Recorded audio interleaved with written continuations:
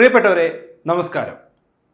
The time to repair the roof is when the sun is shining. മുൻ US president ആയിരുന്ന John F കെന്നഡിയുടെ വളരെ പ്രശസ്തമായ വാക്കുകളാണിത്. 1962 അദ്ദേഹം പറഞ്ഞ വാക്കുകൾ. ഇന്ന് 2024 ഈ വാക്കുകൾക്ക് എന്താണ് പ്രസക്തി എന്ന് ചോദിക്കുമ്പോൾ 2025 ഡിഗ്രി ലെവൽ പരീക്ഷകൾക്ക് തയ്യാറെടുക്കുന്ന ഉദ്യോഗാർത്ഥികളെ സംബന്ധിച്ചിടത്തോളം വളരെ വാലിഡായ വാക്കുകൾ തന്നെയാണ് ഇത്.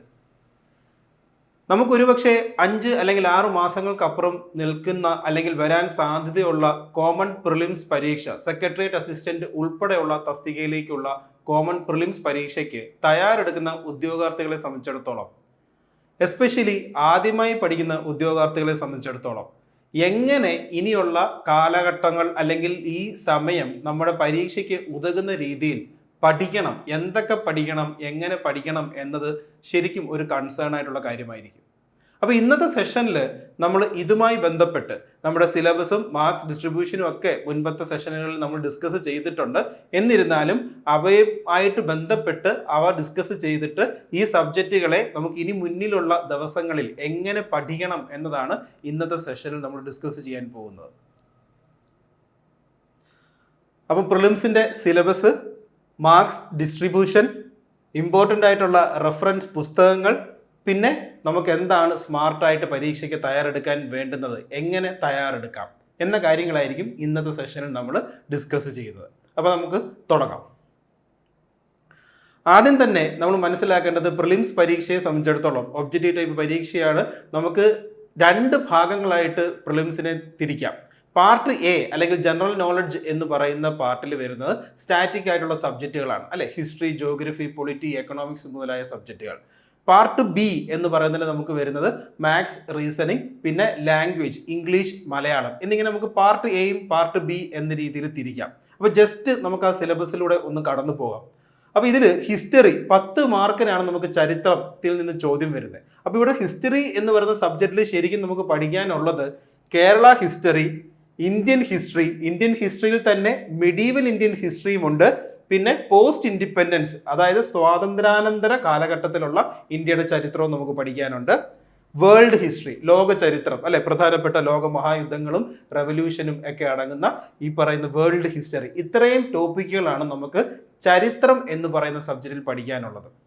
10 മാർക്കാണ് ഈ ടോപ്പിക്കുകളിൽ എല്ലാം നിന്ന് നമുക്ക് പരീക്ഷയ്ക്ക് പ്രതീക്ഷിക്കാവുന്നത്. അടുത്ത സബ്ജക്റ്റ് എന്ന് പറയുന്നത് ജോഗ്രഫിയാണ്, അല്ലെ? ഭൂമിശാസ്ത്രം. ഇപ്പോൾ ജോഗ്രഫിയിൽ നിന്ന് 5 മാർക്കാണ് നമുക്ക് എക്സാമിന് ചോദ്യം വരുന്നത്. ജോഗ്രഫിയിൽ നമുക്ക് basics of geography, Indian geography, world ജോഗ്രഫിയുമായിട്ട് ബന്ധപ്പെട്ട ക്ലൈമറ്റോളജി പോലുള്ള കാര്യങ്ങൾ നമ്മൾ തീർച്ചയായിട്ടും അറിഞ്ഞിരിക്കണം. മാപ്പ് ബേസ്ഡ് ആയിട്ടുള്ള ചോദ്യങ്ങൾ വരും. അതുകൂടാതെ കേരള ജോഗ്രഫി. അപ്പോൾ ഇവിടെ നമ്മൾ മനസ്സിലാക്കേണ്ടത് കേരള PSC നടത്തുന്ന ഡിഗ്രി ലെവൽ പരീക്ഷ ആയതുകൊണ്ട് തന്നെ എല്ലാ ടോപ്പിക്കുകൾക്കും എന്താണ് നമുക്ക് കേരളവുമായിട്ട് ബന്ധപ്പെട്ട കാര്യങ്ങളും സിലബസിൽ ഉൾപ്പെടുത്തിയിട്ടുണ്ട്. അടുത്തത് സിവിക്സ് എന്ന് പറയുന്ന സബ്ജക്റ്റിൽ നമുക്ക് പഠിക്കാനുള്ളത് public administration, bureaucracy, governance, human റൈറ്റ്സുമായിട്ട് ബന്ധപ്പെട്ട കാര്യങ്ങൾ. ഇതിനെ നമുക്ക് സിവിക്സിനെ 2 പാർട്ടായിട്ട് നമുക്ക് ഡിവൈഡ് ചെയ്യാം. ഓക്കെ, ഇതിൻ്റെ ആദ്യത്തെ ഭാഗം നമുക്ക് ഏകദേശം ഈ പറയുന്ന ഗവൺമെന്റിന്റെ ഭാഗമായിട്ടുള്ള എക്സിക്യൂട്ടീവ്, ജുഡീഷ്യറി, ലെജിസ്ലേച്ചർ, ഇത്രയും ഭാഗത്തെ നമുക്ക് പാർട്ട് എ ആയിട്ട് കൺസിഡർ ചെയ്യാം. അതിനുശേഷമുള്ള ഭാഗത്തെ നമുക്ക് ഏകദേശം ഒരു പാർട്ട് ബി ആയിട്ടും കൺസിഡർ ചെയ്യാം. നമുക്ക് ഇവിടം വരെ ഈ പറയുന്ന എലക്ഷൻ വരെയുള്ള കാര്യങ്ങൾ, പൊളിറ്റിക്കൽ പാർട്ടീസ്, ഇത്രയും നമുക്ക് പാർട്ട് എ ആയിട്ട് കൺസിഡർ ചെയ്യാം. അതിനുശേഷം ഹ്യൂമൻ റൈറ്റ്സ് തൊട്ടുള്ള സോഷ്യൽ സെക്യൂരിറ്റി സ്കീമും ഒക്കെ നമുക്ക് പാർട്ട് ബി എന്ന് കൺസിഡർ ചെയ്യാം. അതെന്താണ് റീസൺ എന്നുള്ളത് ഞാൻ ഇനി അങ്ങോട്ട് വരുമ്പോൾ വ്യക്തമാക്കാം. ഓക്കെ, അപ്പോൾ ഇത്രയും കാര്യങ്ങൾ ഞാൻ ഈ പാർട്ട് എ എന്ന് നമ്മൾ വിളിച്ച കാര്യങ്ങൾ ശരിക്കും പറഞ്ഞു കഴിഞ്ഞാൽ കോൺസ്റ്റിറ്റ്യൂഷന്റെ ഭാഗമായിട്ട് അല്ലെങ്കിൽ ഇന്ത്യൻ പൊളിറ്റിയുടെ ഭാഗമായിട്ട് നമുക്ക് പഠിക്കാവുന്ന ടോപ്പിക്കുകൾ തന്നെയാണ്. ഓക്കെ, ഇനി അടുത്ത ടോപ്പിക് എന്ന് പറയുന്നത് കോൺസ്റ്റിറ്റ്യൂഷൻ, നമ്മുടെ ഭരണഘടനയുമായിട്ട് ബന്ധപ്പെട്ട് 5 മാർക്കാണ് ഈ ടോപ്പിക്കിൽ നിന്ന് നമുക്ക് പരീക്ഷയ്ക്ക് വരുന്നത്. അപ്പോൾ ഇതിൽ നമുക്ക് constituent assembly, preamble, fundamental rights, union list, state list തുടങ്ങിയ കാര്യങ്ങളൊക്കെയാണ് പ്രിലിംസിന് ചോദ്യങ്ങളായിട്ട് വരുന്നത്. ഇനി അടുത്തത് സാമ്പത്തിക ശാസ്ത്രം അഥവാ എക്കണോമിക്സ്. എക്കണോമിക്സിലേക്ക് കടക്കുമ്പോൾ 5 മാർക്കാണ് നമുക്ക് പരീക്ഷയ്ക്ക് ചോദ്യം വരുന്നത്. അവിടെയും നമ്മൾ national income, per capita income, factors of production തുടങ്ങിയ ബേസിക് എക്കണോമിക് കൺസെപ്റ്റുകൾ, പിന്നെ കേരളത്തിൻ്റെതാണെങ്കിൽ നമ്മൾ എക്കണോമിക് കൺസെപ്റ്റുകളുമായിട്ട് ബന്ധപ്പെട്ട അല്ലെങ്കിൽ കേരള ഡെവലപ്മെന്റ് മോഡലുമായിട്ട് ബന്ധപ്പെട്ട കാര്യങ്ങളൊക്കെ പരീക്ഷയ്ക്ക് പലപ്പോഴും ചോദ്യമായിട്ട് വരാറുണ്ട്. ഇനി അടുത്ത ടോപ്പിക് എന്ന് പറയുന്നത് 10 മാർക്കിന് നമുക്ക് വരുന്നത് ആർട്സ്, സ്പോർട്സ് ആൻഡ് ലിറ്ററേച്ചർ. ഇപ്പോൾ കറണ്ട് അഫയേഴ്സുമായിട്ട് ബന്ധപ്പെടുത്തി നമുക്ക് വളരെയേറെ ചോദ്യങ്ങൾ വരാൻ സാധ്യതയുള്ള ഒരു ടോപ്പിക്കാണ് ഈ പോർഷൻ എന്ന് പറയുന്നത്. അപ്പോൾ പ്രധാനമായിട്ടും കേരളത്തിലെ പ്രധാന ദൃശ്യ കലകളുമായിട്ട് ബന്ധപ്പെട്ട് അല്ലെങ്കിൽ വ്യക്തികളുമായിട്ടും കലാകാരന്മാരുമായിട്ട് ബന്ധപ്പെട്ട കാര്യങ്ങൾ, അതുപോലെ തന്നെ കായികം അല്ലെ, നമുക്കിപ്പോൾ റീസെന്റ് ആയിട്ട് ഒളിമ്പിക്സ് ഒക്കെ നടന്നു. അപ്പോൾ അത്തരത്തിൽ കായികമായിട്ട് ബന്ധപ്പെട്ടതും കറണ്ട് അഫയേഴ്സ് റിലേറ്റഡ് ആയിട്ടാണ് ചോദ്യങ്ങൾ വരാൻ സാധ്യതയുള്ളത്. സാഹിത്യം, സംസ്കാരവുമായിട്ട് ബന്ധപ്പെട്ട കാര്യങ്ങൾ, ഇത്തരത്തിലുള്ള ടോപ്പിക്കുകളാണ് നമുക്ക് അവിടെ വരുന്നത്. അടുത്ത സബ്ജക്റ്റ് എന്ന് പറയുന്നത് കമ്പ്യൂട്ടർ സയൻസ് ആണ്. അപ്പോൾ ബേസിക്സ് ഓഫ് കമ്പ്യൂട്ടർ 5 മാർക്കാണ് നമുക്ക് ഡിഗ്രിയിൽ ചോദ്യങ്ങൾ, 5 ചോദ്യങ്ങളാണ് ഈ ടോപ്പിക്കിൽ നിന്ന് നമുക്ക് പ്രതീക്ഷിക്കാവുന്നത്. അപ്പോൾ അതിൽ നമുക്ക് പഠിക്കാനുള്ളത് hardware, software, computer network, internet തുടങ്ങിയ ബേസിക്സ് ആയിട്ടുള്ള കാര്യങ്ങൾ തന്നെയാണ്. അടുത്തത് science and technology. Science and technology എന്ന് പറയുന്ന സബ്ജക്റ്റിൽ നിന്ന് നമുക്ക് 5 മാർക്കിനാണ് ചോദ്യം പ്രതീക്ഷിക്കാവുന്നത്. അപ്പോൾ ഇവിടെയും നമുക്ക് ശ്രദ്ധിക്കേണ്ട ഒരു കാര്യം എന്ന് പറയുന്നത് എൻവയോൺമെന്റൽ സയൻസ്. ഓക്കെ, എൻവയോൺമെന്റൽ സയൻസ് എന്ന് പറയുന്ന ടോപ്പിക്ക് സയൻസ് ആൻഡ് ടെക്നോളജിയുടെ ഭാഗമായിട്ടാണ് സിലബസിൽ ഉൾപ്പെടുത്തിയിരിക്കുന്നത്. നോർമലി നമ്മളത് പരിസ്ഥിതി ശാസ്ത്രം സെപ്പറേറ്റ് ആയിട്ട് പഠിക്കാറുണ്ട്, പക്ഷേ ഇവിടെ സയൻസിൻ്റെ അകത്ത് തന്നെയാണ് എൻവയോൺമെന്റൽ സയൻസ് ഉൾപ്പെടുത്തിയിരിക്കുന്നത്. ഇതെല്ലാം കൂടെ ചേർത്തുകൊണ്ട് നമുക്ക് എന്താണ് 5 മാർക്കിനാണ് ചോദ്യങ്ങൾ വരുന്നത്. ഇനി അടുത്തത് മാത്സ്, നമ്മുടെ പാർട്ട് ബിയിലേക്ക് കടക്കുകയാണ്. സിലബസിന്റെ part A, G K part കഴിഞ്ഞിട്ട് പാർട്ട് ബിയിലേക്ക് വരുമ്പോൾ simple arithmetic and mental ability 20 മാർക്കിനാണ് ഇവിടുന്ന് ചോദ്യം വരുന്നത്. അതിന് നമുക്ക് ഇത്തരത്തിൽ സംഖ്യകളും അടിസ്ഥാന ക്രിയകളും ശ്രേണികൾ എല്ലാ കാര്യങ്ങളും, മെന്റൽ എബിലിറ്റി, പല പല രീതിയിലുള്ള ചോദ്യങ്ങൾ വരാറുണ്ട്. ഇംഗ്ലീഷ്, ജനറൽ ഇംഗ്ലീഷിലേക്ക് വരുമ്പോൾ എഗെയിൻ 20 മാർക്കിനാണ് നമുക്ക് ഇംഗ്ലീഷിൽ നിന്ന് ചോദ്യങ്ങൾ പ്രതീക്ഷിക്കാവുന്നത്. Different types of sentences, interchange of sentences, parts of speech മുതലായ കാര്യങ്ങളൊക്കെ വരുന്നു. വൊക്കാബുലറിയുമായിട്ട് ബന്ധപ്പെട്ട കാര്യങ്ങൾ വരുന്നു. മലയാളം ഭാഷയിൽ മലയാളവുമായിട്ട് ബന്ധപ്പെട്ട് നമുക്ക് 10 മാർക്കിന് ചോദ്യങ്ങൾ വരുന്നു. അപ്പോൾ ഇത്തരത്തിൽ സിലബസ് നമ്മൾ ഒരു ഓവറോൾ കണ്ടു അല്ലെ. പാർട്ട് എ, പാർട്ട് ബി എന്ന് നമ്മൾ സിലബസ് തരംതിരിച്ചിരിക്കുന്നതിൽ 50 മാർക്കിന് ചോദ്യങ്ങൾ വരുന്നത് പാർട്ട് എയിൽ നിന്നും, ബാക്കി 50 മാർക്ക് നമുക്ക് വരുന്നത് മാത്സ്, റീസണിങ്, ഇംഗ്ലീഷ്, മലയാളം തുടങ്ങിയ പാർട്ടുകളിൽ നിന്നാണ്. അപ്പോൾ ഇവിടെ ഈ ഒരു സിലബസ് നമ്മൾ കവർ ചെയ്യാൻ ഒരു ഉദ്യോഗാർത്ഥി ശ്രമിക്കുമ്പോൾ ആദ്യം നമുക്ക് എന്തൊക്കെയാണ് പഠിക്കാനുള്ള വിഷയങ്ങൾ എന്ന് നമ്മൾ തീർച്ചയായിട്ടും അറിഞ്ഞിരിക്കണം. മാർക്സ് ഡിസ്ട്രിബ്യൂഷൻ നമ്മൾ ഓൾറെഡി ഡിസ്കസ് ചെയ്തു. ഇനി നമ്മൾ അടുത്ത കൺസിഡർ ചെയ്യേണ്ടത് എന്താണ്? പരീക്ഷ എപ്പോഴത്തേക്ക് നമുക്ക് പ്രതീക്ഷിക്കാം? ഏകദേശം ഒരു മെയ് അല്ലെങ്കിൽ ജൂൺ മാസമായിരിക്കാം എക്സാം, കോമൺ പ്രിലിംസ് നടക്കുക എന്ന് നമുക്ക് പ്രതീക്ഷിക്കാം. അപ്പം ജൂൺ ആയിട്ട് തന്നെ നമ്മൾ വിചാരിച്ചോ ജൂൺ ആദ്യവാരമാണ് പരീക്ഷ വരുന്നത് എങ്കിൽ നമുക്ക് ഇനി മുന്നിൽ എത്ര, ഏകദേശം ഒരു 140 ദിവസത്തോളം നമുക്ക് സമയമുണ്ട് പരീക്ഷയ്ക്കായിട്ട് തയ്യാറെടുക്കാൻ. അപ്പം സിഗ്നിഫിക്കൻറ്റ് നമ്പർ ഓഫ് ഡേയ്സ് ഉണ്ട്. ആദ്യമായിട്ട് പരീക്ഷയ്ക്ക് പ്രിപ്പയർ ചെയ്യുന്ന ഒരു ഉദ്യോഗാർത്ഥി ഉൾപ്പെടെ നിങ്ങൾ ഇത്രയും ദിവസം കൊണ്ട് എങ്ങനെ സ്മാർട്ടായിട്ട് വർക്ക് ചെയ്താൽ പരീക്ഷയുടെ ഈ പ്രിലിംസ് എന്ന് പറയുന്നത് ഇതിൻ്റെ പ്രാഥമിക ഘട്ടമാണല്ലോ, ആദ്യത്തെ ഘട്ടം.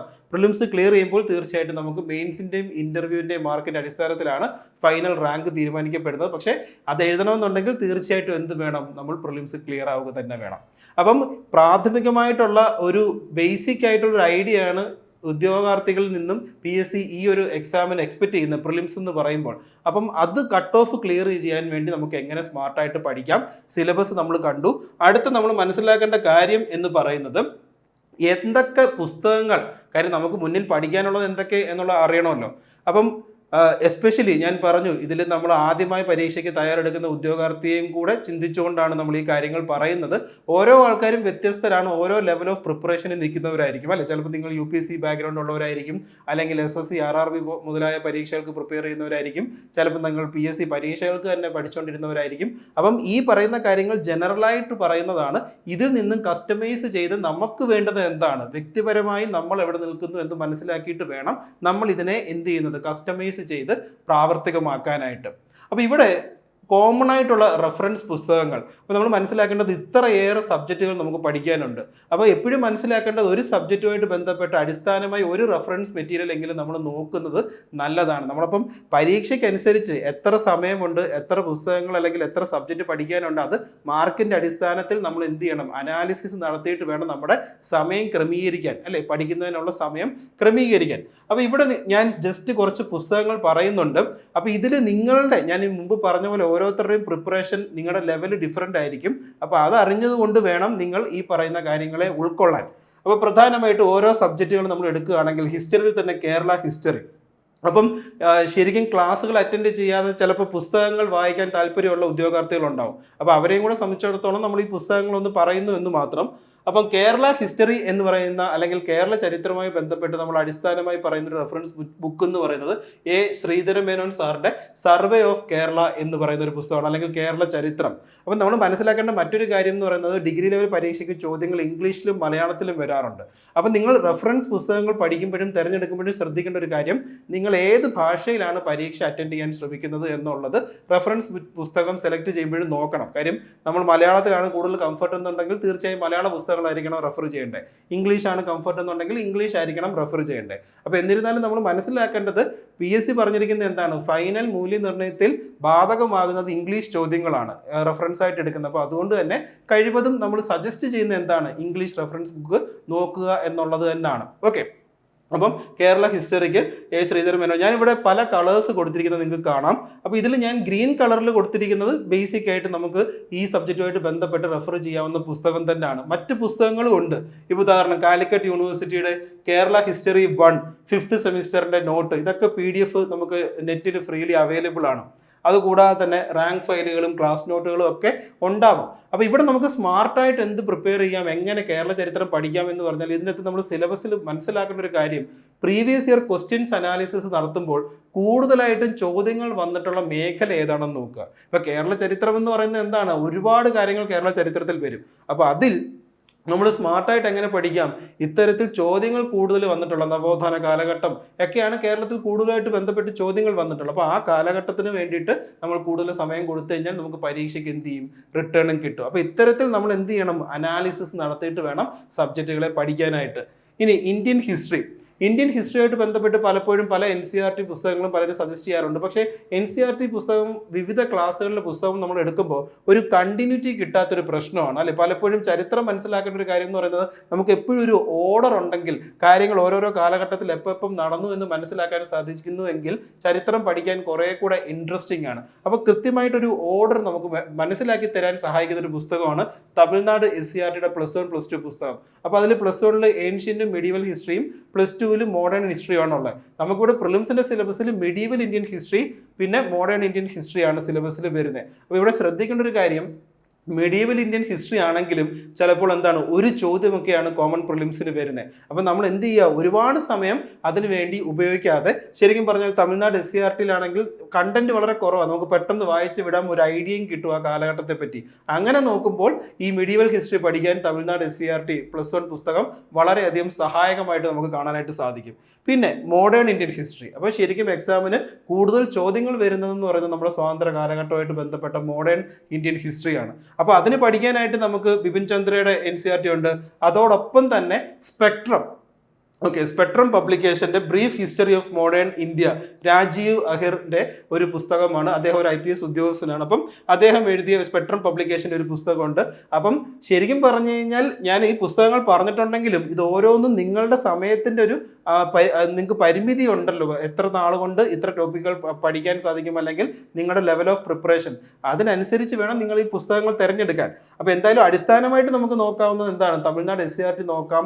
അങ്ങനെയാണെങ്കിൽ അതിൻ്റെ അകത്ത് ഈ പറയുന്ന +2 തമിഴ്നാട് SCERTയിൽ നമുക്ക് മോഡേൺ ഹിസ്റ്ററിയും കവറായി കിട്ടും. പിന്നെ അഡീഷണൽ ആയിട്ട് വരുന്ന കാര്യങ്ങൾ സെലക്റ്റീവായിട്ട് നമ്മൾ സ്പെക്ട്രത്തിൽ നോക്കിയാൽ മതി. എല്ലാ പുസ്തകങ്ങളുടെ ലേറ്റസ്റ്റ് എഡിഷൻ വാങ്ങിച്ചു കഴിഞ്ഞാൽ നമുക്ക് എന്താണ്, അപ്ഡേറ്റഡ് ആയിട്ടുള്ള നോട്ടുകളായിരിക്കും അവിടെ ലഭിക്കുന്നുണ്ടാവുക. പിന്നെ പ്രത്യേകം ഞാൻ പറഞ്ഞു, സിലബസിൽ നമുക്ക് മോഡേൺ ഹിസ്റ്ററിയുടെ അകത്ത് സ്വാതന്ത്ര്യാനന്തര ഇന്ത്യ എന്ന് പറഞ്ഞൊരു ടോപ്പിക് ഉൾപ്പെടുത്തിയിട്ടുണ്ട്.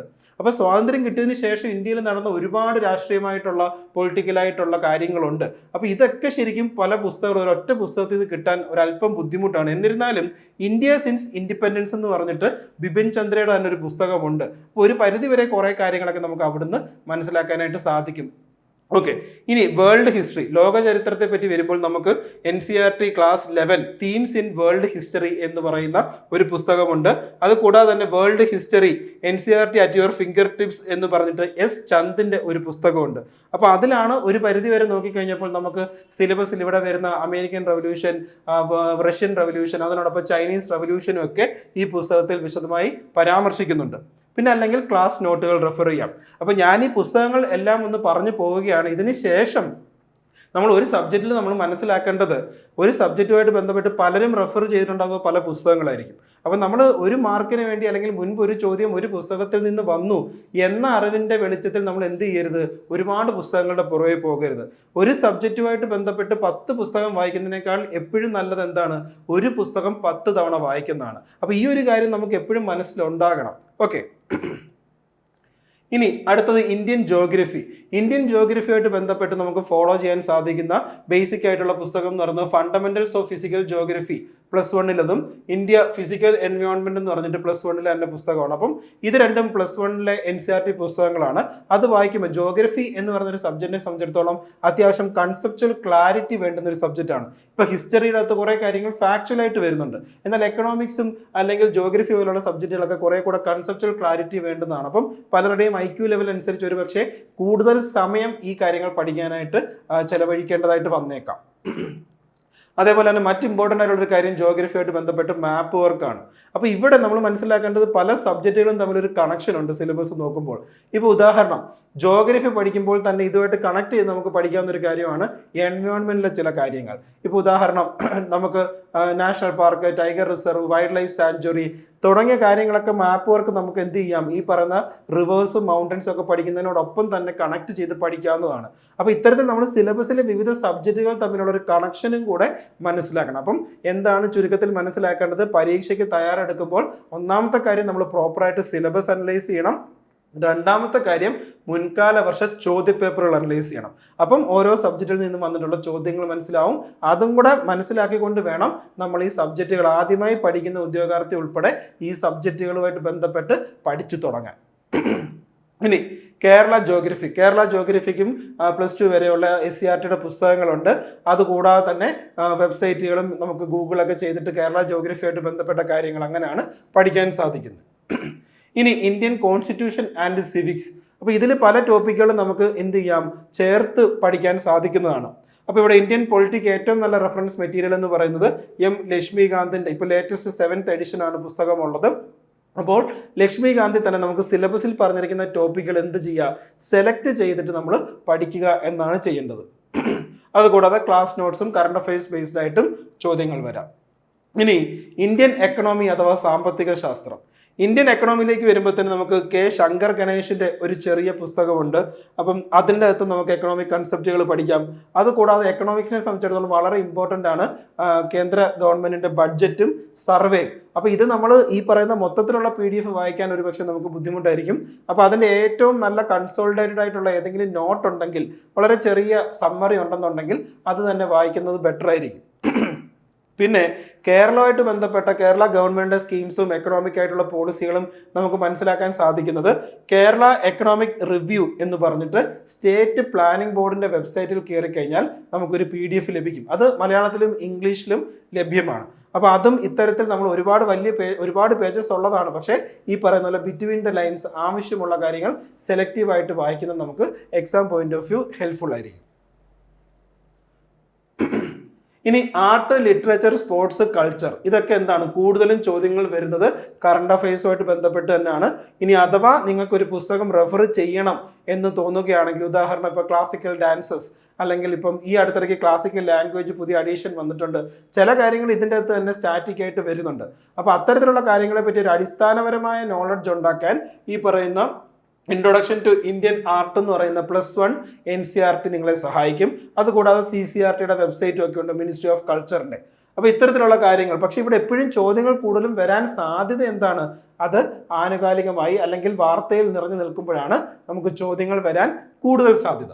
ഇനി കമ്പ്യൂട്ടർ സയൻസിന് നമുക്ക് പ്രീവിയസ് ഇയർ ക്വസ്റ്റ്യൻസ്, അത് കൂടാതെ തന്നെ NCERT ക്ലാസ് +1-ലെ NCERTയുടെ അത് നോക്കിക്കഴിഞ്ഞാൽ കാര്യം ബേസിക്സ് ആണ് ചോദ്യങ്ങൾ വരുന്നത്. അപ്പോൾ അത്തരത്തിൽ മനസ്സിലാക്കാൻ ആ പുസ്തകം നമ്മളെ സഹായിക്കും.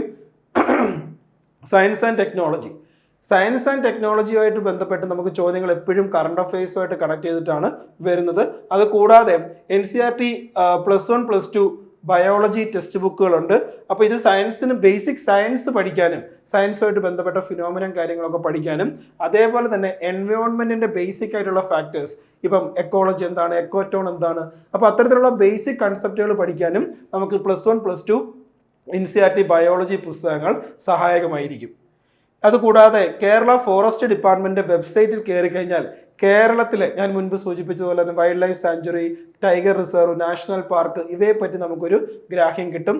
ആ കാര്യങ്ങൾ നമ്മൾ തീർച്ചയായിട്ടും പരീക്ഷയ്ക്കായിട്ട് പഠിക്കേണ്ടതാണ്.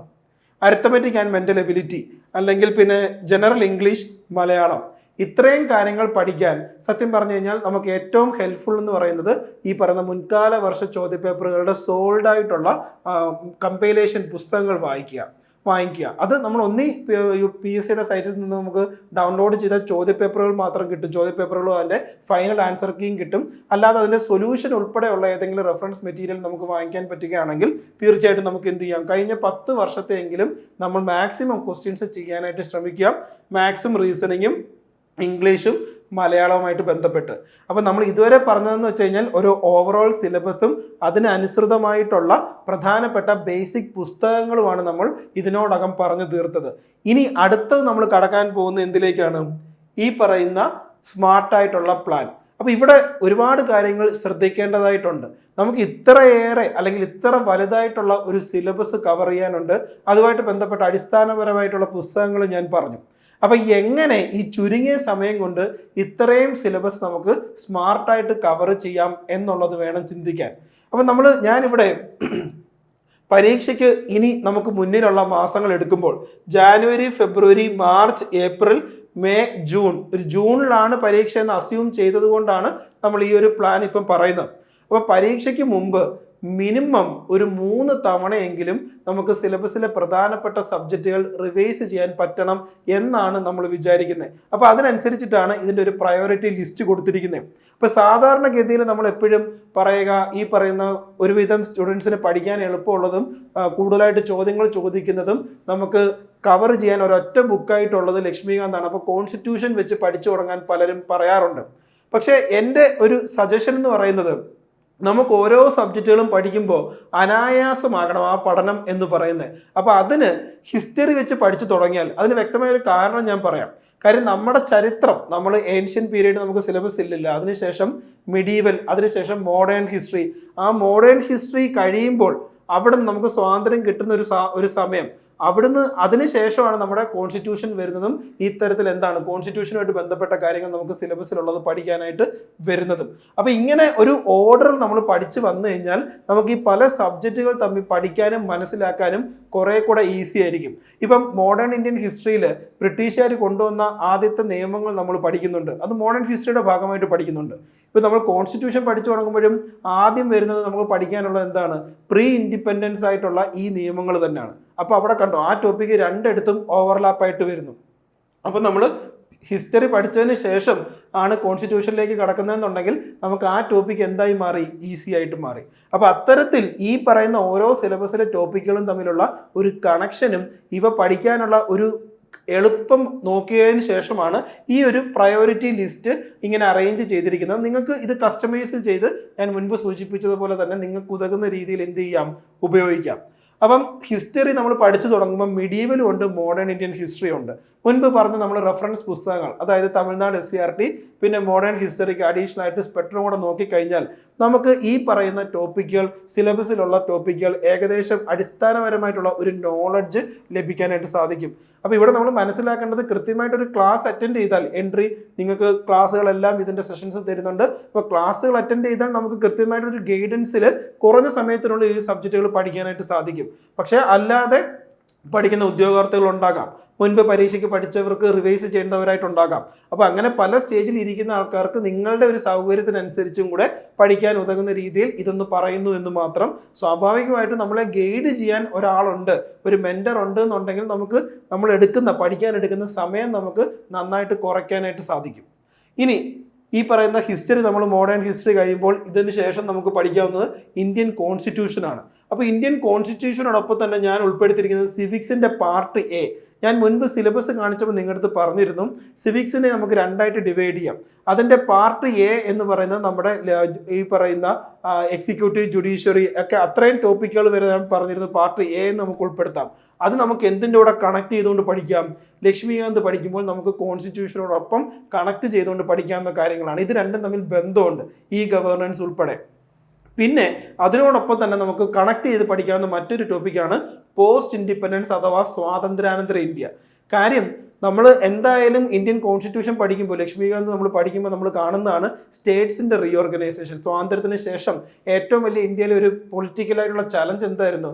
ഈ പറയുന്ന വിഭജനത്തിന് ശേഷം എങ്ങനെ നമുക്ക് ഈ പറയുന്ന സ്റ്റേറ്റ്സ്, പുതിയ സ്റ്റേറ്റ്സ് ഉണ്ടാക്കാം, റീഓർഗനൈസ് ചെയ്യാം. അപ്പോൾ അതൊക്കെ സ്വാതന്ത്ര്യാനന്തര ഇന്ത്യയിൽ വരുന്ന കാര്യങ്ങളാണ്. അപ്പോൾ അത്തരത്തിൽ ഈ പറയുന്ന പോസ്റ്റ് ഇൻഡിപെൻഡൻസുമായിട്ട് ബന്ധപ്പെട്ട കാര്യങ്ങൾ നമുക്ക് ഈ ഒരു സ്റ്റേജിൽ ഇത്രയും സബ്ജക്റ്റുകൾ കണക്ട് ചെയ്ത് പഠിക്കാൻ കുറേ കൂടെ ഈസി ആയിരിക്കും. അതിനുശേഷം നമുക്ക് അത്യാവശ്യം കൺസെപ്ച്വൽ ക്ലാരിറ്റി വേണ്ടുന്ന സബ്ജക്റ്റ് എന്ന് പറയുന്നത് ജോഗ്രഫി. ഈ സബ്ജക്റ്റുകളിൽ നിന്ന് കൂടുതൽ മാർക്ക് നമുക്ക് വരുന്നുമുണ്ട്, പിന്നീട് മാർക്ക് അങ്ങോട്ട് പോകുമ്പോൾ കുറഞ്ഞു വരുന്നതാണ്. ജോഗ്രഫിയുടെ ഒപ്പം തന്നെ നമുക്ക് കണക്ട് ചെയ്ത് പഠിക്കാവുന്ന ഒരു സബ്ജക്റ്റ് ഏതാണ്? എൻവയോൺമെന്റ് എന്ന് പറയുന്ന സബ്ജക്റ്റാണ്. പിന്നീട് വരുമ്പം എക്കണോമിക്സും സിവിക്സിന്റെ പാർട്ട് ബി. ഈ സിവിക്സിന്റെ പാർട്ട് ബി എന്ന് പറയുന്നത് നിരവധി സ്കീമുകളാണ് കൊടുത്തിരിക്കുന്നത്. ഇപ്പോൾ MGNRA പോലെ, നമ്മുടെ തൊഴിലുറപ്പ് പദ്ധതി പോലുള്ള ചില സ്കീമുകൾ. അപ്പോൾ അത് നമുക്ക് എക്കണോമിക്സിനോടൊപ്പം ചേർത്ത് ക്ലബ് ചെയ്ത് കണക്ട് ചെയ്തിട്ട് നമുക്ക് എന്ത് ചെയ്യാൻ സാധിക്കും?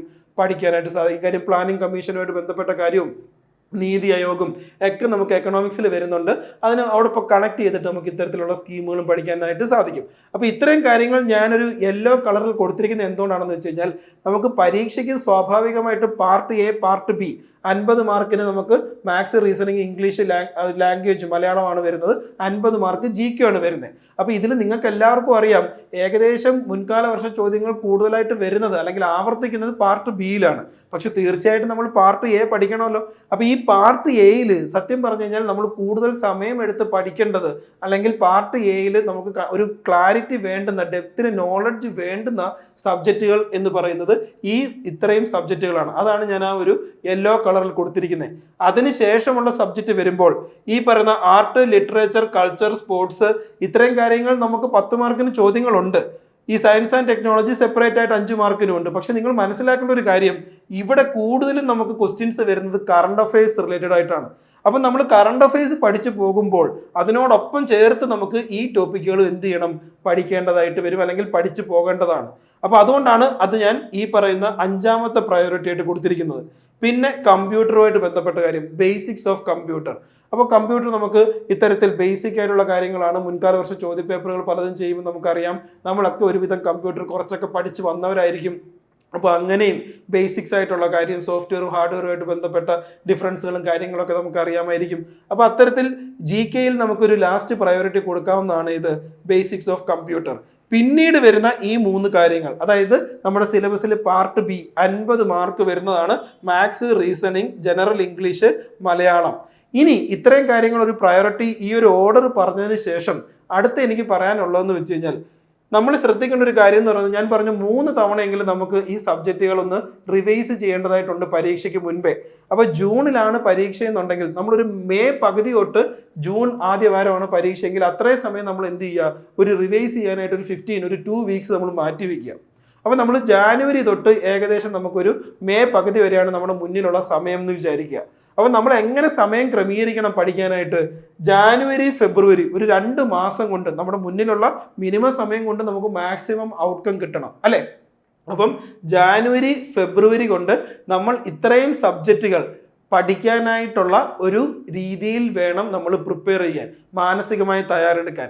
അപ്പം ഉദാഹരണം ഇപ്പം ഞാൻ പറയുകയാണെങ്കിൽ, നിങ്ങൾ നോക്കുക, 1, 2, 3, 4 ഈ 4 ടോപ്പിക്കുകൾ നിങ്ങൾക്ക് വേണേൽ എന്ത് ചെയ്യാം? ഓരോ ആഴ്ച നിങ്ങൾക്ക് ഈ പറയുന്ന ടോപ്പിക്കുകളായിട്ട് വെക്കാം.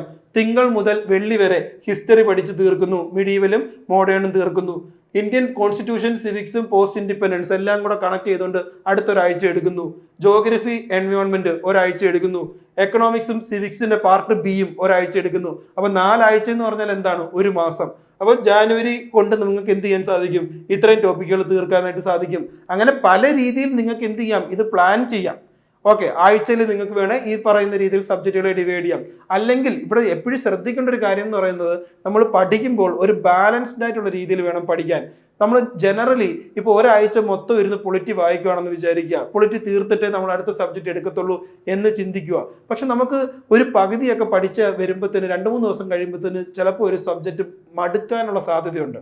അപ്പം നമ്മൾ എന്ത് ചെയ്യണം? നമ്മുടെ പഠനം കുറേ കൂടെ ബാലൻസ്ഡ് ആക്കുക. നമുക്കൊരു തോന്നൽ നമുക്ക് തന്നെ വരണം, ഈ നമ്മൾ കൂടുതൽ സബ്ജക്റ്റ് എല്ലാ സബ്ജക്റ്റും ഒന്ന് ടച്ച് ചെയ്ത് പോകുന്നുണ്ട്. അപ്പോൾ എങ്ങനെ പഠിക്കാം? നിങ്ങൾ നിങ്ങളുടെ ടൈം ടേബിൾ പ്രിപ്പയർ ചെയ്യുമ്പോൾ വർക്കിംഗ് ഡേയിൽ, അതായത് തിങ്കൾ മുതൽ വെള്ളി വരെ ഇങ്ങനെ ചെയ്യുക.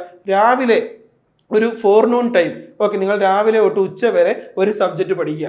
ഉച്ച തൊട്ട് വൈകുന്നേരം വരെ മറ്റൊരു സബ്ജക്റ്റ് എടുത്ത് നമുക്ക് എന്ത് ചെയ്യാൻ സാധിക്കും? ഇത്തരത്തിൽ ബാലൻസ് ചെയ്ത് 2 സബ്ജക്റ്റും കൂടെ ഒരേപോലെ പഠിച്ചു പോകാനും സാധിക്കും. ഒരു സബ്ജക്റ്റ് പഠിക്കുന്നതിൻ്റെ ഒരു മടുപ്പ് നമുക്ക് എന്ത് ചെയ്യാൻ സാധിക്കും? ഒഴിവാക്കാനും സാധിക്കും. എന്നിട്ട് രാത്രി സമയം നിങ്ങൾ എന്ത് ചെയ്യുക? കുറച്ച് നമുക്ക് ബ്രെയിനിന് കുറേ കൂടെ അനലിറ്റിക്കലായിട്ട് സ്കില്ല് വേണ്ടുന്ന ഇത്തരത്തിൽ മാത്സോ റീസണിങ്ങോ കുറച്ച് ക്വസ്റ്റ്യൻ ചെയ്യുക. അപ്പോൾ ഇങ്ങനെ നമ്മൾ ബാലൻസ് ചെയ്ത് പോവുക. അപ്പം നമുക്ക് ഓരോരോ സബ്ജക്റ്റും, ഒരു സബ്ജക്റ്റ് നമ്മൾ കുറേ സമയം എടുക്കുന്നതിന് പകരം എല്ലാ സബ്ജക്റ്റും കുറച്ചായിട്ട് പഠിക്കാനായിട്ട് സാധിക്കും. ഇങ്ങനെ പല രീതിയിൽ നമുക്ക് ഈ ടോപ്പിക്കുകൾ തീർക്കാൻ വേണ്ടിയിട്ട് പ്ലാൻ ചെയ്യാം. ഓക്കെ, അതൊന്ന് നിങ്ങൾക്ക് വ്യക്തമാക്കി തരാൻ ഞാനിങ്ങനെ പറഞ്ഞു എന്നേ ഉള്ളൂ. അപ്പം ഞാനൊരു ഐഡിയൽ ആയിട്ടുള്ള ഒരു പ്ലാൻ പറയാം. ഓക്കെ, അപ്പോൾ ഈ പ്രയോറിറ്റി ലിസ്റ്റ് നിങ്ങൾ കണ്ടു. ഐഡിയൽ ആയിട്ടുള്ളൊരു പ്ലാൻ എനിക്ക് പറയാനുള്ളതെന്ന് വെച്ച് കഴിഞ്ഞാൽ, തീർച്ചയായിട്ടും നമ്മൾ എല്ലാ ദിവസവും മിനിമം 1 മണിക്കൂറെങ്കിലും കൊടുക്കേണ്ടത് ഏത് സബ്ജക്റ്റിനാണെന്ന് വെച്ച് കഴിഞ്ഞാൽ കറണ്ട് അഫയേഴ്സിനാണ്. അപ്പോൾ ഇനിയാണെങ്കിലും ഇന്ന് തൊട്ട് അങ്ങോട്ട് മുന്നോട്ട് വരുന്ന കറണ്ട് അഫയേഴ്സുമായിട്ട് ബന്ധപ്പെട്ട കാര്യം, നിങ്ങൾ ചിലപ്പോൾ പത്രവാർത്തകളായിരിക്കും കാണുന്നത്, അല്ലെങ്കിൽ ഏതെങ്കിലും മെറ്റീരിയൽ ഫോളോ ചെയ്യുകയായിരിക്കും. എന്തുമായിക്കോട്ടെ, കറണ്ട് അഫയേഴ്സിൽ നിങ്ങൾ തീർച്ചയായിട്ടും എന്ത് ചെയ്യുക? ദിവസം 1 മണിക്കൂർ മാറ്റിവെക്കുക. ഇനി ഇതിൻ്റെ പ്രത്യേകത എന്താണെന്ന് വെച്ച് കഴിഞ്ഞാൽ, ഈ കറണ്ട് അഫയേഴ്സ് നിങ്ങൾ മാറ്റി വയ്ക്കുന്നതിനകത്ത് തീർച്ചയായിട്ടും ഈ പറയുന്ന സബ്ജക്റ്റുകളുമായിട്ട് ബന്ധപ്പെട്ട കാര്യങ്ങൾ പരീക്ഷയ്ക്ക് ചോദ്യം വരാൻ സാധ്യത ഉള്ളതുകൊണ്ടാകും. അതേപോലെ തന്നെ art, literature, culture, science and ടെക്നോളജിയുമായിട്ട് ബന്ധപ്പെട്ട കാര്യങ്ങളും ഓട്ടോമാറ്റിക്കലി നമ്മൾ അറിയാതെ തന്നെ ഈ 1 മണിക്കൂർ നമ്മൾ മാറ്റി വയ്ക്കുന്ന കറണ്ട് അഫയേഴ്സിൽ പല കാര്യങ്ങളും കവർ ആവാൻ സാധ്യതയുണ്ട്. അപ്പം നമ്മൾ ചെയ്യേണ്ടത് ഐഡിയലി എന്ത് ചെയ്യുക? ദിവസവും 1 മണിക്കൂർ കറണ്ട് അഫയേഴ്സിനായിട്ട് മാറ്റി വയ്ക്കുക. ഇനി തിങ്കൾ മുതൽ വെള്ളി വരെ ഞാൻ മുൻപ് സൂചിപ്പിച്ചതുപോലെ തന്നെ ഈ സബ്ജക്റ്റുകൾ എങ്ങനെ പഠിക്കണം എന്നുള്ളത് നിങ്ങളൊരു പ്ലാൻ തയ്യാറാക്കുക.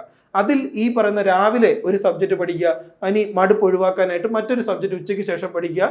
രാത്രിയിൽ നിങ്ങൾ എന്ത് ചെയ്യുക? വേണേ കറണ്ട് അഫയേഴ്സ് 1 മണിക്കൂർ ചിലവാക്കുക. അപ്പോൾ ഇങ്ങനെ നിങ്ങൾ വ്യക്തമായ സിസ്റ്റമാറ്റിക് ആയിട്ടൊരു പ്ലാൻ ഉണ്ടാക്കിയിട്ട് നിങ്ങളൊന്ന് പഠിക്കാനായിട്ട് ശ്രമിച്ചു നോക്കുക. അപ്പോൾ ഇങ്ങനെ തിങ്കൾ മുതൽ വെള്ളി വരെ ഈ സബ്ജക്റ്റുകൾ ഇങ്ങനെ നമ്മളൊരു സ്റ്റാറ്റിക് സബ്ജക്റ്റ് തീർത്തതിന് ശേഷം ശനി ഞായറും നമുക്കൊന്ന് റിലാക്സ് ചെയ്യാൻ വേണ്ടി കുറച്ചും കൂടെ ലൈറ്ററായിട്ടുള്ള, അല്ലെങ്കിൽ നമ്മൾ കുറച്ചും കൂടെ റിലാക്സ് ചെയ്ത് ചെയ്യാൻ പറ്റുന്ന സബ്ജക്റ്റുകൾ എടുക്കുക. അതിനായിട്ട് നിങ്ങൾ എന്ത് ചെയ്യുക? ഈ പറയുന്ന മാത്സ്, റീസണിങ്ങും ഒരു ചോദ്യപേപ്പർ എടുക്കുക. ചോദ്യപേപ്പറിൽ മുൻകാല വർഷ ചോദ്യപേപ്പറിൽ ചിലപ്പോൾ ഒരു 20 ചോദ്യം കാണും. അല്ലെങ്കിൽ ഈ പറയുന്ന പോലെ നമ്മൾ എന്ത് ചെയ്യാം? ഒരു സോൾഡ് ക്വസ്റ്റ്യനെയർ എടുക്കുക. അതിൽ നിന്ന് ചില 10-20 ചോദ്യങ്ങൾ വെച്ച് ചെയ്ത് നോക്കുക. ഒരുപാട് ചോദ്യങ്ങൾ ഒരേ ദിവസം ഇരുന്ന് ചെയ്യാനായിട്ട് ശ്രമിക്കരുത്. ചെറിയ രീതിയിൽ നമ്മൾ ചെയ്ത് മുന്നോട്ട് വരിക. അപ്പോൾ ഇത്തരത്തിൽ എന്താണ്? മാത്സ്, റീസണിങ് നിങ്ങൾക്ക് വേണേൽ ശനിയാഴ്ച മാത്സ് റീസണിങ്ങിനായിട്ട് മാറ്റി വയ്ക്കാം. എന്നിട്ട് ഞായറാഴ്ച നിങ്ങൾ എന്ത് ചെയ്യാം? രാവിലെ ഇംഗ്ലീഷിനായിട്ട് നൽകുക, ഉച്ചയ്ക്ക് ശേഷം മലയാളത്തിനായിട്ട് നൽകുക. അപ്പോൾ ഈ ശനിയും ഞായറും നിങ്ങൾക്ക് എന്ത് ചെയ്യാൻ സാധിക്കും? ഇത് ബാലൻസ്ഡ് ആയിട്ട് പോകും. വേണേ ഈ പറയുന്ന പോലെ ശനിയാഴ്ചയോ ഞായറാഴ്ചയോ ഇതിനോടൊപ്പം തന്നെ കുറച്ച് കമ്പ്യൂട്ടറും കൂടെ പഠിക്കുക. അപ്പോൾ ശനി ഞായർ നിങ്ങൾ ഈ പറയുന്ന maths, reasoning, English, Malayalam, computer പഠിക്കാനായിട്ട് മാറ്റി വെച്ച് കഴിഞ്ഞാൽ തിങ്കൾ മുതൽ വെള്ളി വരെയുള്ള ദിവസങ്ങൾ നിങ്ങൾക്ക് എന്ത് ചെയ്യാം? ഈ സ്റ്റാറ്റിക് സബ്ജക്റ്റുകൾ പഠിക്കാം. അപ്പോൾ ഈ പ്രയോറിറ്റി അനുസരിച്ച് ഇത്തരത്തിൽ ഐഡിയലായിട്ട് നിങ്ങളൊന്ന് പഠിക്കാനായിട്ട് ശ്രമിച്ചു നോക്കൂ. നമ്മൾ പല രീതിയിലും പലപ്പോഴും എന്ത് പറയാറേ ഉള്ളൂ, ഇപ്പോഴും സമയമുണ്ട് എന്ന് വിചാരിച്ച് നമ്മൾ സമയം മുന്നോട്ട് തള്ളിക്കളയും. അല്ലെങ്കിൽ നമുക്ക് ഇതൊക്കെ എങ്ങനെ പഠിക്കാൻ സാധിക്കും എന്നോർത്ത് കൺഫ്യൂസ്ഡ് ആയിട്ട് നമ്മൾ ഇനിയും തുടങ്ങാത്തവരുണ്ടാവും. അപ്പോൾ നിങ്ങൾ ചെയ്യേണ്ടതെന്ന് പറഞ്ഞു കഴിഞ്ഞാൽ, ഇപ്പം നിങ്ങൾക്കൊരു ഡയറക്ഷൻ കിട്ടി എന്നാണ് ഞാൻ പ്രതീക്ഷിക്കുന്നത്. പരീക്ഷയുടെ ഈ ഒരു ഡിമാൻഡ് അനുസരിച്ച് അപ്പോൾ നമ്മുടെ മനസ്സിൽ എപ്പോഴും ഉണ്ടാവണം. നിങ്ങൾ മനസ്സിലാക്കേണ്ട ഒരു കാര്യം, നമ്മളൊരു ഐഡിയലായിട്ട് പ്ലാൻ ഉണ്ടാക്കി കഴിഞ്ഞാൽ എത്ര വലിയ, നമ്മൾ എപ്പോഴും ഈസി ആയിട്ടുള്ള പ്ലാൻ അല്ലല്ലോ ഉണ്ടാക്കുക. നമുക്ക് ഏറ്റവും ഉത്തമമായിട്ടുള്ളൊരു പ്ലാൻ ഉണ്ടാക്കി കഴിഞ്ഞാൽ അതിൻ്റെ ഒരു 40 തൊട്ട് 50% വരെ നമുക്ക് അച്ചീവ് ചെയ്യാൻ സാധിച്ചാലും അത് വളരെ വലിയ വിജയം തന്നെയാണ്. ഓക്കെ, എല്ലാവരും പ്ലാൻ ഉണ്ടാക്കുന്നതല്ലാതെ എക്സിക്യൂട്ട് ചെയ്യാൻ പലർക്കും സാധിക്കാറില്ല. അപ്പോൾ അതുകൊണ്ട് നിങ്ങൾ ചിന്തിക്കേണ്ട കാര്യം എന്താണ്? സബ്ജക്റ്റുകൾ പഠിക്കാൻ ഇത്തരത്തിലൊരു പ്രയോറിറ്റൈസ് ചെയ്യുക. ഏതൊക്കെ സബ്ജക്റ്റ് നമ്മൾ കൂടുതൽ പ്രാധാന്യം കൊടുക്കണം, പലതും പഠിക്കുമ്പോൾ എങ്ങനെ ഒരു കണക്ഷൻ നമുക്ക് കൊണ്ടുവരാനായിട്ട് സാധിക്കും. രണ്ടാമത്തെ കാര്യം എന്ന് പറയുന്നത്, ഇത്തരത്തിൽ നമ്മൾ പഠിക്കുമ്പോൾ എങ്ങനെ ദിവസങ്ങൾ കൃത്യമായിട്ട് ഈ സബ്ജക്റ്റുകൾ കവർ ചെയ്യാൻ വേണ്ടി മാറ്റിവെക്കണം. അപ്പോൾ ഏകദേശം നിങ്ങൾക്കൊരു ഐഡിയ കിട്ടിക്കാണും. കാര്യം 140 ദിവസങ്ങളുണ്ടെങ്കിൽ നിങ്ങൾ തന്നെ പ്ലാൻ ചെയ്യുക. ചിലപ്പോൾ ഒരാൾ ഡിഗ്രി പൊളിറ്റി ആയിരിക്കും പഠിച്ചത്. അപ്പോൾ അയാളെ സംബന്ധിച്ചിടത്തോളം സംബന്ധിച്ചിടത്തോളം പൊളിറ്റിക്ക് ഒരുപാട് സമയം കൊടുക്കേണ്ടതായിട്ടില്ല. പക്ഷെ അദ്ദേഹത്തിനെ സംബന്ധിച്ചിടത്തോളം ഹിസ്റ്ററി ചിലപ്പോൾ ബുദ്ധിമുട്ടായിരിക്കും. അപ്പോൾ അങ്ങനെയുള്ളവർ തീർച്ചയായിട്ടും എന്ത് ചെയ്യണം? മോഡേൺ ഹിസ്റ്ററി പഠിക്കാൻ കൂടുതൽ സമയം എടുക്കുക, അല്ലെങ്കിൽ എക്കണോമിക്സ് പഠിക്കാൻ കൂടുതൽ സമയം എടുക്കുക. അപ്പം നിങ്ങളുടെ ആവശ്യം അനുസരിച്ച് നിങ്ങളുടെ സ്ട്രെങ്ത്തും നിങ്ങളുടെ ഏരിയാസ് ഓഫ് ഇംപ്രൂവ്മെന്റും നിങ്ങൾ കണ്ടെത്തുക. അതിനെ സിലബസിനും മുൻകാല വർഷ ചോദ്യപേപ്പറുമായിട്ട് മനസ്സിലാക്കി ഇതിനോടൊപ്പം തന്നെ എന്ത് ചെയ്യുക? വ്യക്തമായ ഒരു പ്ലാൻ ഉണ്ടാക്കുക. ആ പ്ലാനോട് കൂടിയിട്ട് വേണം നിങ്ങൾ മുന്നോട്ട് നിങ്ങളുടെ പഠനം കൊണ്ടുപോകാൻ. അപ്പം അതാണ് ഇന്നത്തെ ഒരു സെഷനിൽ നമ്മൾ പ്രധാനമായിട്ടും പറയാൻ ഉദ്ദേശിക്കുന്നത്. വൈൻഡപ്പ് ചെയ്യുന്നതിന് മുൻപായി ഒന്നും കൂടെ ഞാൻ സൂചിപ്പിക്കുകയാണ്, തീർച്ചയായിട്ടും എല്ലാവർക്കും ക്ലിയർ ആക്കാൻ സാധിക്കുന്ന ഒരു ഡിഗ്രി ലെവൽ പരീക്ഷയാണ് നമുക്കിനി മുന്നിൽ വരാൻ പോകുന്നത്. വളരെ വലിയ ഒരു ഓപ്പർച്യൂണിറ്റിയാണ്. അപ്പം നിശ്ചയദാർഢ്യത്തോടൊപ്പം തന്നെ ആത്മാർത്ഥതയോടൊപ്പം തന്നെ നമുക്ക് എന്തും കൂടെ വേണം? സ്മാർട്ടായിട്ടുള്ള ഒരു പ്ലാനിങ്ങും കൂടെ വേണം. അപ്പോൾ കൃത്യമായിട്ട് സബ്ജക്റ്റുകൾ സിലബസ് കാണാതെ തന്നെ പഠിക്കുക. അപ്പോൾ ഇവിടെ നമ്മൾ സമയം ക്രമീകരിക്കുമ്പോൾ ഒരു കാര്യം കൂടെ ശ്രദ്ധിക്കണം. ഇതിൻ്റെ ഇടയിൽ ചിലപ്പോൾ നമുക്ക് പ്ലാൻ ചെയ്യുമ്പോൾ തീർച്ചയായിട്ടും നമ്മൾ ഇത് ചിന്തിക്കുക. കുറച്ച് ദിവസം ചിലപ്പോൾ നമുക്ക് എന്തെങ്കിലും വയ്യാതെ വരാം, എന്തെങ്കിലും ബുദ്ധിമുട്ടുകൾ വരാം, അന്ന് പഠിക്കാൻ സാധിക്കുന്നുണ്ടാവില്ല. അല്ലെങ്കിൽ ഈ പറഞ്ഞ പോലെ ചിലപ്പം നമ്മൾ പ്രിപ്പയർ ചെയ്യാനായിട്ട് എടുത്ത ക്വസ്റ്റ്യൻ പേപ്പറുകൾ നമുക്ക് ചെയ്യേണ്ടതായിട്ട് വരും, അനാലിസിസ് നടത്തേണ്ടതായിട്ട് വരും, ടെസ്റ്റ് സീരീസുകൾ അറ്റൻഡ് ചെയ്യേണ്ടതായിട്ട് വരും. അപ്പോൾ അങ്ങനെയൊക്കെ നമ്മൾ ഇതിൻ്റെ ഇടയിൽ ദിവസത്തിൽ കുറച്ച് സമയം നമുക്ക് മാറ്റി വെക്കേണ്ടതായിട്ടും വരും. അപ്പോൾ അങ്ങനെ ഒരു ഓവറോൾ നമ്മൾ എന്ത് ചെയ്യുക? ഒരു പ്ലാൻ തയ്യാറാക്കുമ്പോൾ ഇത്തരത്തിലൊരു സ്റ്റാറും കൂടെ നമ്മൾ ചിന്തിച്ചോണം. സ്റ്റാർ ഇട്ടിട്ട് ചില രീതിയിൽ ഇത്തരത്തിൽ ഓരോ ദിവസം കുറച്ച് സമയം പോകാൻ സാധ്യതയുണ്ട്. പക്ഷേ ശരിക്കും ഈ പറയുന്ന പോലെ സമയത്തിനുള്ളിൽ, ഗീവൺ ടൈമിനുള്ളിൽ നമുക്ക് എങ്ങനെ ഈ ടോപ്പിക്കുകൾ ഈ പ്രയോറിറ്റൈസ് ചെയ്തിട്ട് പഠിച്ചു തീർക്കാൻ സാധിക്കും എന്നത് ആത്മാർത്ഥമായിട്ട് നിങ്ങൾ ചിന്തിക്കുക. ഇതുമായിട്ട് ബന്ധപ്പെട്ട് നിങ്ങൾ എല്ലാവരും തീർച്ചയായും നിങ്ങളുടെ പ്ലാൻ കമൻറ്റ് ചെയ്യുക. നിങ്ങൾ ഫോളോ ചെയ്യാൻ ഉദ്ദേശിക്കുന്ന കാര്യങ്ങൾ കമൻറ്റ് ചെയ്യുക. ഇതുമായിട്ട് ബന്ധപ്പെട്ട് നിങ്ങൾക്ക് കൂടുതൽ വീഡിയോസ് എന്തൊക്കെയാണ് അറിയേണ്ടത് എന്നുള്ളതും കമൻറ്റ് ചെയ്യുക. അതുമായി ബന്ധപ്പെട്ട് നമ്മൾ വീണ്ടും വരുന്നതായിരിക്കും. അപ്പം എല്ലാവർക്കും എല്ലാവിധ ആശംസകളും നേർന്നുകൊണ്ട് ഇന്നത്തെ സെഷൻ ഇവിടെ വൈൻഡപ്പ് ചെയ്യുകയാണ്. Thank you. ബൈ.